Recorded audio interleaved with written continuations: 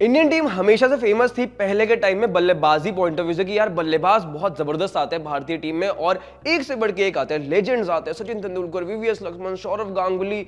राहुल द्रविड़, मतलब आप लिस्ट जो है वो बनाते रह जाएंगे और बनती रहेगी, लंबी बनती रहेगी। इतने ज्यादा बैट्समैन आते हैं और हमेशा जो खौफ रहता था वो बल्लेबाजों का रहता था भारतीय टीम की तरफ से। अगर कभी इंडियन टीम टूर करने जा रही है या कोई और टीम इंडिया टूर करने आ रही है तो बल्लेबाजों से कैसे टैकल करना है या स्पिनर से कैसे टैकल करना है। एंड ऑफ द डे आने वाले टाइम में थोड़ा थोड़ा ऐसा लगने लगा कि स्पिनर्स को कैसे टैकल करना है वो भी देखना होगा। इंडियन ओवरसीज जो टीम आती थी इंडिया के उसमें मैचेस खेलने हैं तो इंडिया टूर करने के टाइम पे स्पिनर्स को कैसे टैकल करना है, ये सब बातें होती थी। लेकिन अब का जो दौर आया लेकिन वहां पे होती है अब फास्ट बॉलर्स की बात कि एक्चुअली इंडियन टीम के जो फास्ट बॉलर्स है उनको कैसे टैकल करना है। जसप्रीत बुमराह, मोहम्मद सिराज, मोहम्मद शामी, इन तीनों को कैसे खेला जाए और इनके सामने क्या स्ट्रैटेजी होनी चाहिए, ये सब डिस्कशन करते हैं। और यहां पे खौफ बनने लग गया इंडियन फास्ट बॉलर्स का या पेस ब्रिगेड का। लेकिन इंडियन टीम एक्चुअली जितना प्राइड लेती है हमारे फास्ट बॉलर्स को लेकर कि भाई हमारे पास तो बहुत वर्ल्ड क्लास फास्ट बॉलर्स हैं और कहीं भी जाके किसी भी सिचुएशन में हम लोग विकेट्स निकाल लेते हैं, हमारे पास इतने जबरदस्त पेसर्स बनने लग गए हैं अब इंडियन टीम में भी कि आप कहीं भी जाके आप कंपीट कर सकते हो किसी भी ओवरसीज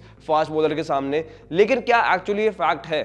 कहीं ना कहीं ऐसा लगता है कि शायद इंडियन टीम के पास जो बॉलर्स हैं फास्ट बॉलर्स वो एक्चुअली बहुत लिमिटेड है और जो ओवरऑल पूल ऑफ बॉलर्स है वो सिर्फ 3 बॉलर्स के पीछे छुपा हुआ है जो कि हैं जसप्रीत बुमराह, मोहम्मद शामी और मोहम्मद सिराज। और कहीं ना कहीं मोहम्मद सिराज को अगर हम साइड में रखें क्योंकि उनकी जो कंसिस्टेंसी है वो इतनी खास नहीं है जितनी बुमराह और शामी की है। तो अब मोहम्मद शामी की अगर हम बात करें तो अभी भी क्योंकि वर्ल्ड कप के बाद से कोई भी मैच नहीं खेला उन्होंने बिकॉज ऑफ इंजरीज, तो वो इंजरी पॉइंट ऑफ व्यू से कहीं ना कहीं इतना ज़्यादा टीम में रहते नहीं है कंसिस्टेंट। तो कहीं ना कहीं ओवरऑल जो दारोमदार है वो आ जाता है जसप्रीत बुमराह पर। और Jasprit Bumrah whole and soul मेरे को लगता है कि पूरे फास्ट बॉलिंग टीम की है यहाँ पर, क्योंकि जिस तरह से उन्होंने साउथ अफ्रीका में परफॉर्म किया था उसके बाद जिस तरह से उन्होंने आकर यहाँ इंग्लैंड की सीरीज में परफॉर्म कर रहे हैं, कहीं ना कहीं उनके अलावा कोई और फास्ट बॉलर नहीं दिखता जो हर जगह हर सिचुएशन में हर परिस्थिति में आपको विकेट्स निकाल के देने का मादा रखता हो। कहीं ना कहीं मोहम्मद सिराज की अगर आप बात करोगे तो यार कहीं ना वो होता है कि कहीं ना कहीं कंसिस्टेंसी में वो लैक करते हैं, कभी आप उन पर रिलाय नहीं कर सकते। जो रिलायबिलिटी फैक्टर है वो कहीं ना कहीं थोड़ा सा लैक करते हैं compare to Jasprit Bumrah and Mohammed Shami.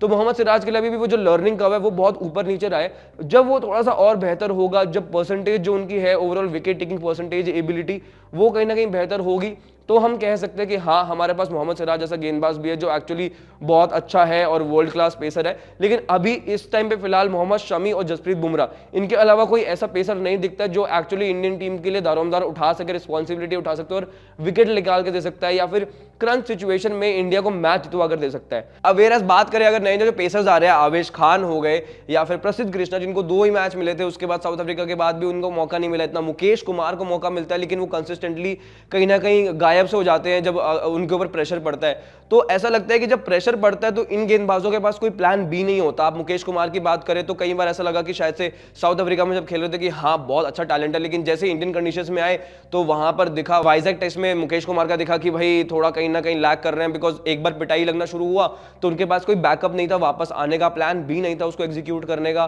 तो बहुत ही लॉस लगे। सेम विद आवेश खान, बहुत ज्यादा रन्स लीक करते हैं और वो जो लीकेज होने लगती है एक बार एक छोर से रन्स की तो दूसरी साइड अगर जसप्रीत बुमराह भी गेंदबाजी कर रहे हैं तो कोई फर्क नहीं पड़ेगा टेस्ट क्रिकेट में। बिकॉज अब टेस्ट क्रिकेट तो बात वही है ना कि आप एक ओवर में 8 रन निकाल देते हैं तो अगला ओवर अगर आप मिडल में निकाल दो जसप्रीत बुमराह का तो ज्यादा फर्क नहीं पड़ेगा किसी भी टीम को, किसी भी बल्लेबाजी यूनिट को जो भी ओपोजिशन में खेल रहा होगा। तो ये कहीं ना कहीं फैक्टर्स जो है वो इंडियन टीम का जो प्रेशर है बतौर बॉलिंग यूनिट वो कम कर देता है। लेकिन हम लोग इस टाइम पे ऐसे बबल में है जहां पर शायद सबको लगता है कि हमारे पास वर्ल्ड क्लास बॉलिंग है, बट एक्चुअली हमारे पास सिर्फ वर्ल्ड क्लास 2 या 3 बॉलर्स हैं जो एक्चुअली पूरी इंडियन टीम की जो पेस यूनिट है उसको उसका फेस बने हुए हैं और उसको रिप्रेजेंट करते हैं। बट अगर मोहम्मद शामी, बुमराह और सिराज के पीछे अगर देखें जिनके पीछे वो छुपे हुए हैं बाकी सब लोग गेंदबाज, तो आवेश खान हो गए या फिर प्रसिद्ध कृष्णा हो गए, मुकेश कुमार हो गए, इवन मेरे को लगता है कि अगर कोई और फास्ट बॉलर भी अभी आएगा तो मेरे को लगता नहीं इतनी जल्दी उस लेवल की गेंदबाजी कर सकता है जहां पे आपको एक्सपेक्टेशंस हो कि भाई यहां से गेंदबाज जो है वो अच्छा प्रदर्शन करेगा जब जसप्रीत बुमराह अवेलेबल नहीं होंगे, मोहम्मद शमी अवेलेबल नहीं होंगे। ईशांत शर्मा थे, उनके बाद ऐसा लगा कि शायद से अब कौन आएगा, जसप्रीत बुमराह थे तब वो ग्रूम हो रहे थे, तो वो जो ट्रांजिशन पीरियड था वो काफी अच्छा देखने को मिला था उस वक्त पे। कहीं ना कहीं ईशांत शर्मा अगर यहाँ पर होते तो और एक थोड़ा सा एक्सपीरियंस पॉइंट ऑफ व्यू से बहुत अच्छा रहता। उमेश यादव थे, उनको भी इतना मौका अब नहीं मिलता है। तो कहीं ना कहीं जो यंगस्टर्स और जो एक्सपीरियंस गेंदबाज है हमारे, उनके बीच में एक बहुत बड़ा गैप है जो फिल करना बहुत जल्दी और बहुत जरूरी होगा क्योंकि यू नेवर नो कि जसप्रीत बुमराह और फास्ट बॉलर्स बेसिकली मेरे को ऐसा लगता है मोहम्मद शमी की जिस तरह से इंजरी चल रही है तो उनको रिप्लेस करने के लिए एक्चुअली हमारे पास कोई और पर्टिकुलर बॉलर नहीं है। तो ये सब चीजें जो है वो बहुत ज्यादा बड़े फैक्टर क्रिएट कर देती हैं हमारी बॉलिंग यूनिट पे, और सवाल उठता है कि एक्चुअली क्या हमारी इंडियन टीम पेस बैटरी जो है उसकी कहीं ना कहीं लैग करती है। एक्सपीरियंस बॉलर्स और टैलेंटेड बॉलर्स मौके जितने मिलते हैं वहां पे रन्स लीक करके उनको भुना नहीं पाते और बहुत ज्यादा रिस्पॉन्सिबिलिटी आ जाती है जसप्रीत बुमराह जैसे सीनियर खिलाड़ियों पे, और वो जो ट्रांजिशन है वो प्रॉपरली हो नहीं पा रहा है। तो अब यहां से इंडियन टीम एक्चुअली एक बबल में ऐसा लगता है कि जो हमारे फास्ट बॉलर्स है उसके बारे में हम बात तो बहुत करते हैं कि हमारी बहुत बड़ी स्ट्रेंथ है, हमारी बहुत बड़ी स्ट्रेंथ है, बट एक्चुअली जसप्रीत बुमराह और मोहम्मद शमी के अलावा कौन है स्ट्रेंथ हमारी? तो ये एक सवाल आ जाता है और इस सवाल का जवाब अभी भी इंडियन टीम भी ढूंढ रही है, हम लोग भी ढूंढ रहे हैं। और अगर आपके पास है तो कमेंट्स में जरूर बताना, और ऐसी वीडियोस देखने के लिए क्रिकेट ज्ञान को सब्सक्राइब करना मत भूलना। Thank you so much.